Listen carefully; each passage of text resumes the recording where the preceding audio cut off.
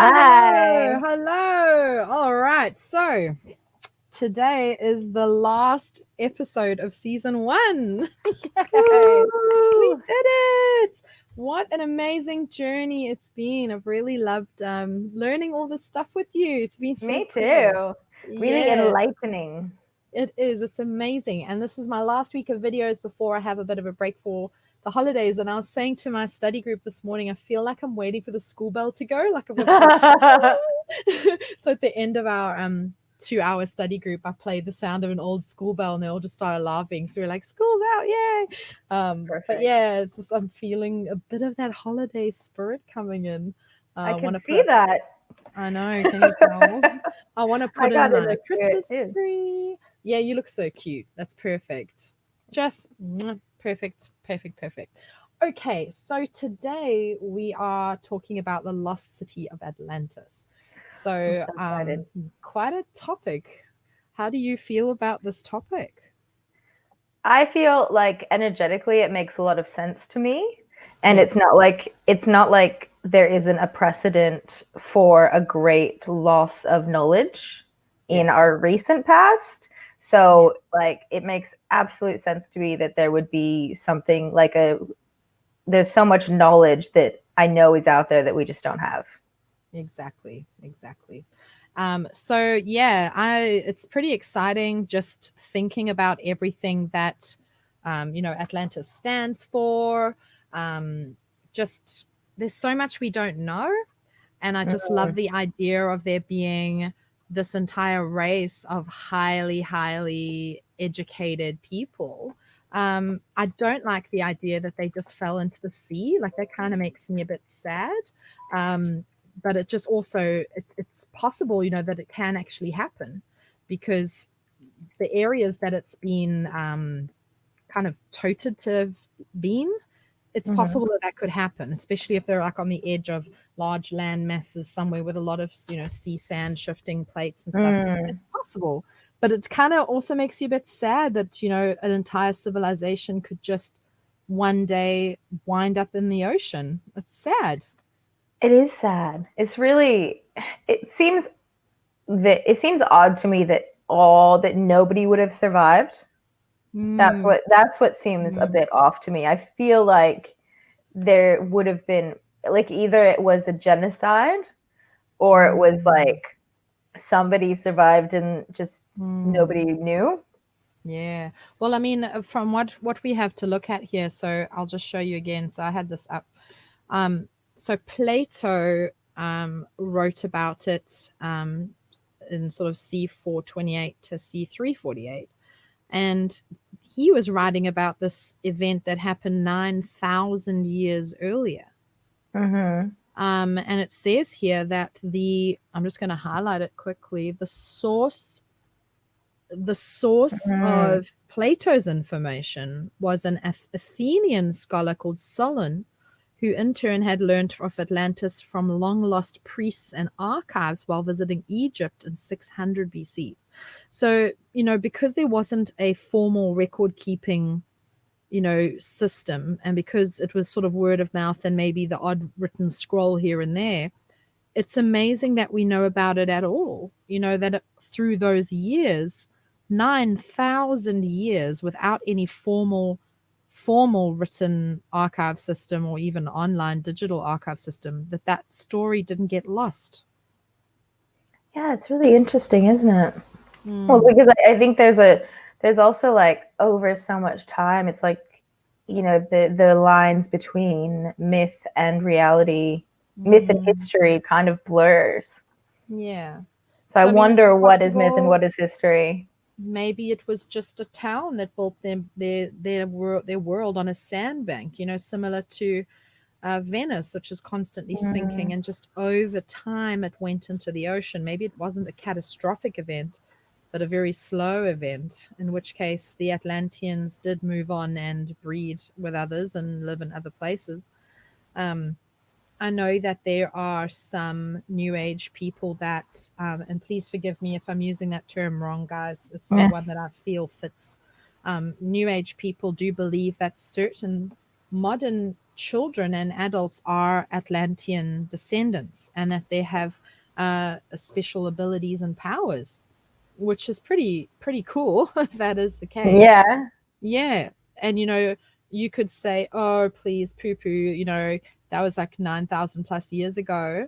But I mean, I did my genetics testing with 23andMe, and they found that I am not completely human, that I have quite a large Neanderthal genome sequence in yeah, my body. And they could show me my DNA and highlighted in blue wherever I am not human, where I am Neanderthal. And it's on every single DNA line. Every single line of my DNA has certain elements that are not human.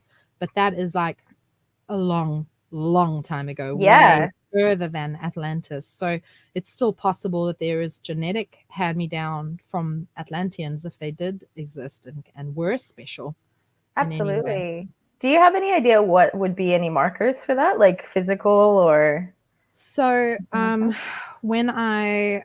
when Kelsey was little, I'm sure I told you we were at a school, did a show, and there was a principal of the school who was there, and I just had Kelsey with me, and she called me into her office after, and she was a little bit embarrassed. And I told the story on the Human Observer. I was on their YouTube channel this week, so Sunday I saw them and Oh, told them the story. cool. Yeah, and so my baby was born with pointed ears like a pixie. Her ears were a little bit big for her head and went to points.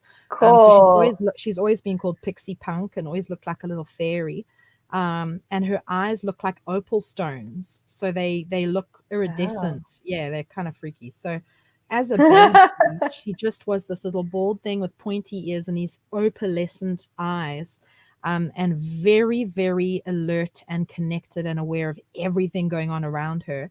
To the point where at 4 months old, she could already stand on her own. 12 weeks old, she was standing. She was watching TV shows and understanding them, and she was starting to create her own language to communicate.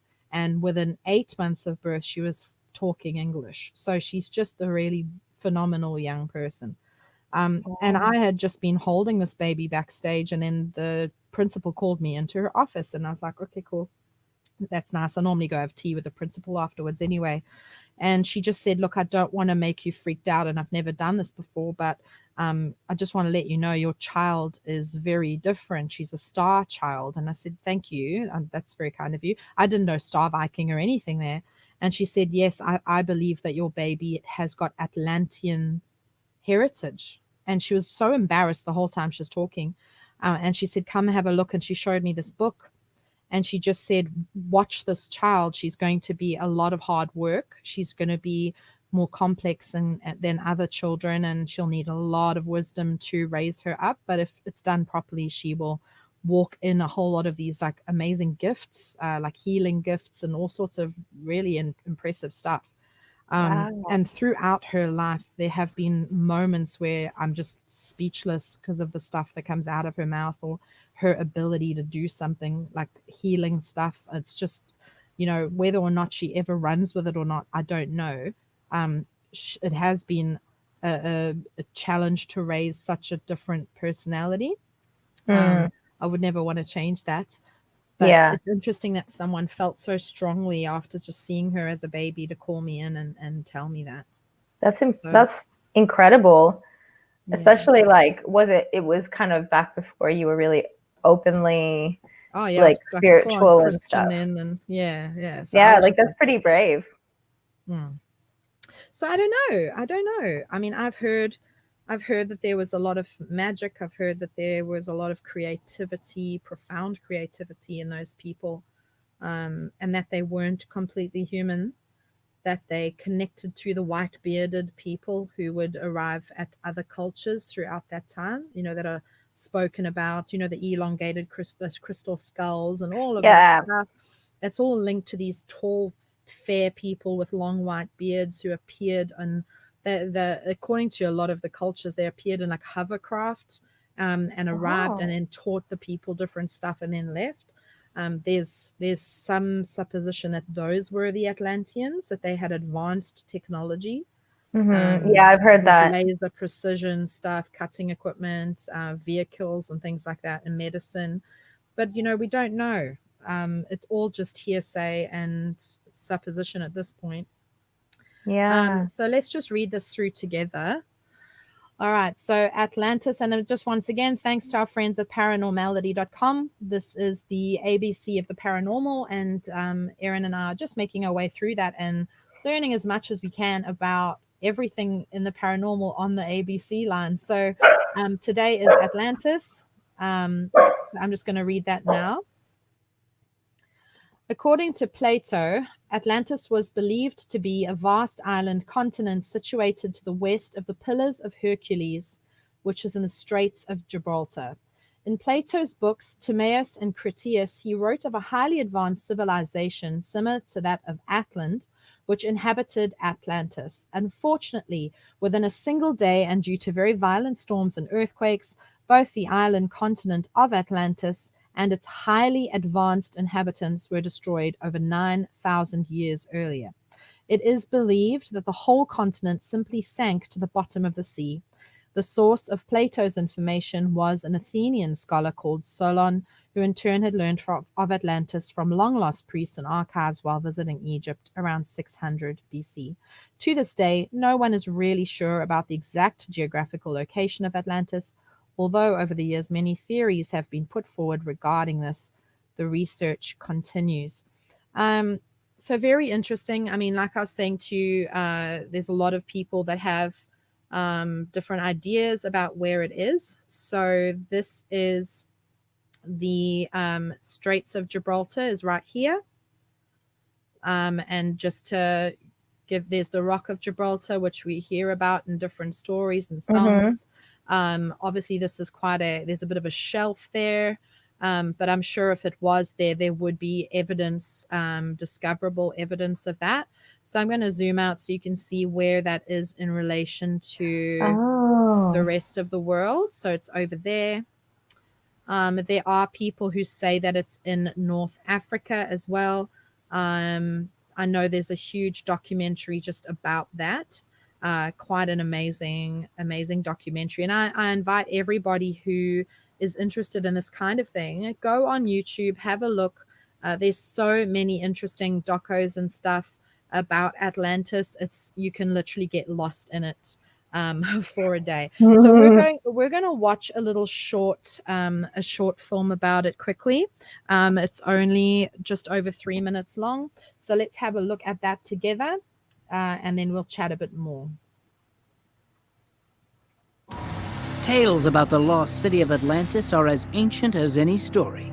A once great metropolis suddenly lost to the briny depths of the ocean as if it never existed at all. But did it exist? Is there any actual evidence that Atlantis was real? And if so, where was it? And what terrible event destroyed it? Let's find out in today's episode of Lost Mysteries. The legend of Atlantis dates back over 2,000 years ago to ancient Greece, where a famous philosopher named Plato first made mention of the fabled island. He described Atlantis as a near-perfect paradise. According to Plato, the people of Atlantis lived over 11,000 years ago. They were very rich and very powerful, and they used their mighty navy to control most of the known world.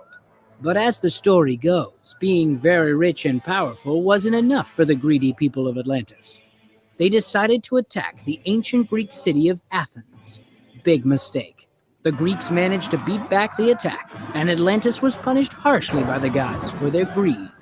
Plato says that there were violent earthquakes, floods, and destruction, and in just one day and a night of disaster, the whole island sank into the sea, disappearing forever into the briny depths of the ocean.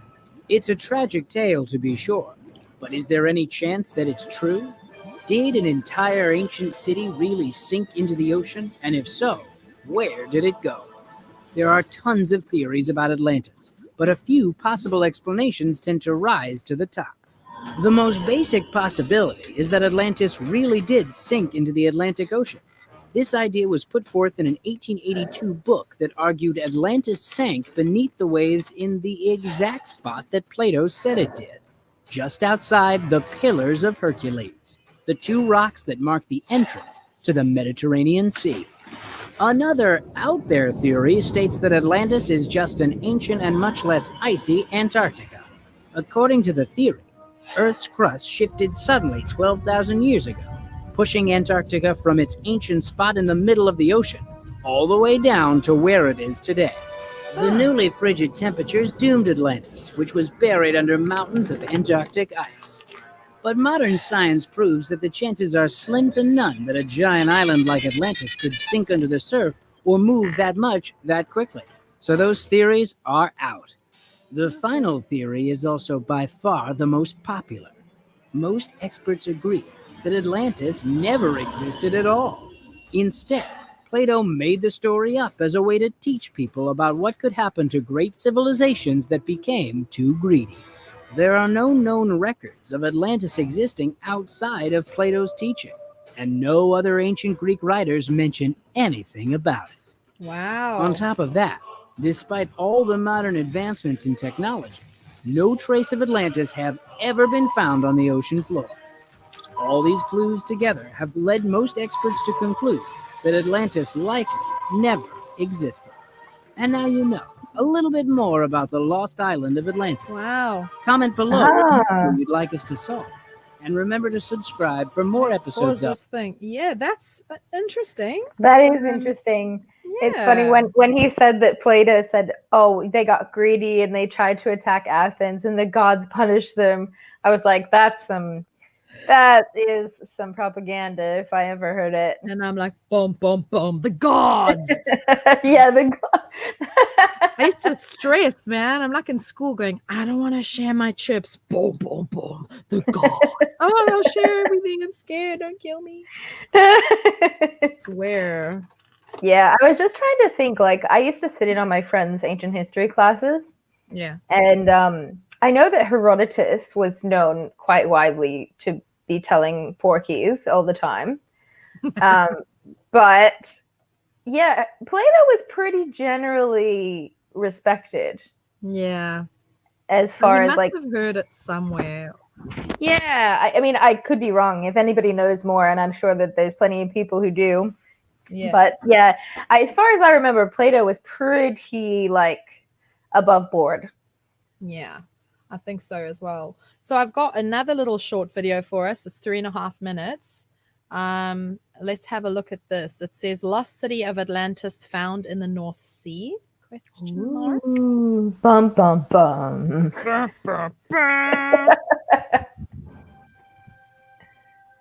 Divers from oil companies located within the North Sea have been discovering the remains of a drowned ancient city, which once spanned from the UK all the way to Denmark. An ancient city so massive its suspected population has been estimated well into the tens of thousands.